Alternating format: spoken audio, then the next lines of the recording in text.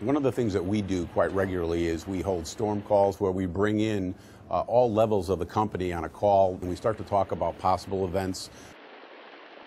In our pre-planning process, we have regular meetings with the state, we have regular meetings with various towns, and so that we both have a process to make sure that we can communicate.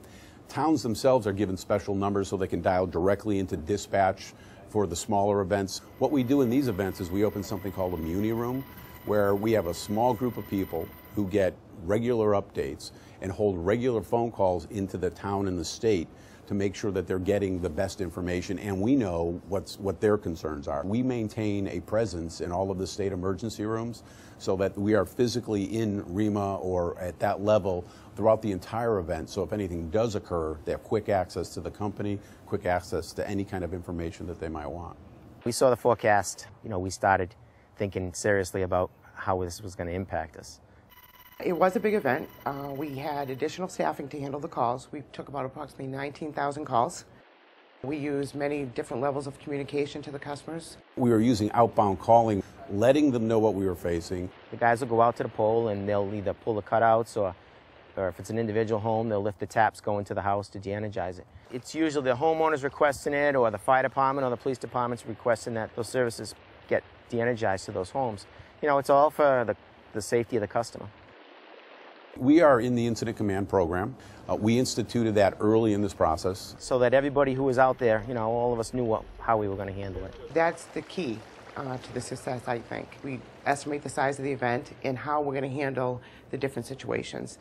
We do something called a hazard assessment as part of many of the things that we do when we begin our work. Making sure that everyone understood the added safety safeguards that we needed to look for. Reviewing a host of different things related to how to be safe, what our expectations are, what they can do to protect their personal safety. We were walking down streets through, 4.5 feet of water. We're worried about manhole covers being off. There's all kinds of debris. There was a lot of, environmental health risk we were having, we had discussed.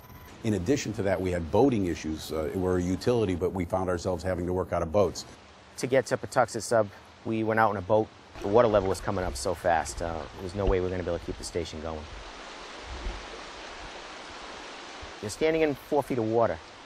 It's okay when you're in a trout stream on opening day of fishing season, but it's a little different when you're switching high voltage equipment. Just to try and keep your balance to do what you need to do inside a substation and trying to remember where everything was, because it wasn't like it was crystal clear water. That stuff was murky and muddy, and there was a lot of debris floating around. You don't want to be in there any longer than you have to. You want to get your job done and get out of there, all right?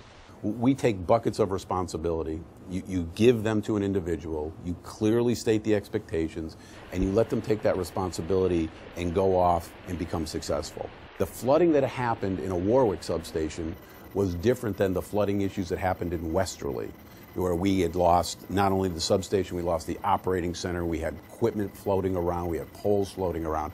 So we assigned a person that responsibility. And we found that, especially with this unique kind of event, it worked extremely well. We were working 18-hour days. The response from the customers was very positive. Everyone very, very, very appreciative of what we were doing. I think they see us responding to some of these emergencies. They're getting a better feel for what we're actually up against. I know there were a lot of individuals, we were walking through the water, they were saying, you guys are crazy to be going in there, It's part of your job.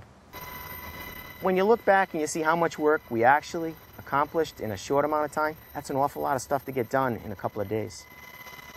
Big, big sense of accomplishment, yep. I'm extremely proud of the people at National Grid. I'm extremely proud of the people that were out in the field that agreed to go out there and work in conditions that most of us wouldn't want to be out in.